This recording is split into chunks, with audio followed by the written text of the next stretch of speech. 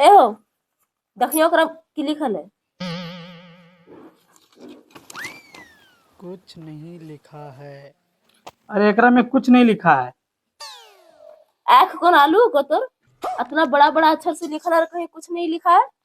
अरे सच बताब करो, एकरा में कुछ नहीं लिखा है।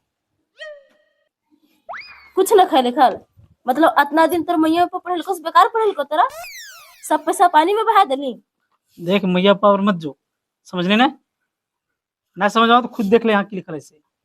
हम खुद दखल जानती है तो तोरा पढ़ल कहा दियो की। इसीलिए कहे पर रही हो कि एकरा में कुछ नहीं लिखा है। कैसे कैसे लोग रहते हैं यार। अच्छा, अब हमरा समझ में ये लो, दहेजवा लिए घरी किरण करेली, इतना पढ़े लिखे हैं, यह पढ़े लिखे जाने है। आई देख लियो तेरे पढ़ैया। अरे एकरा में हट, तोर से ना हो तो दूसरा से देखेबे।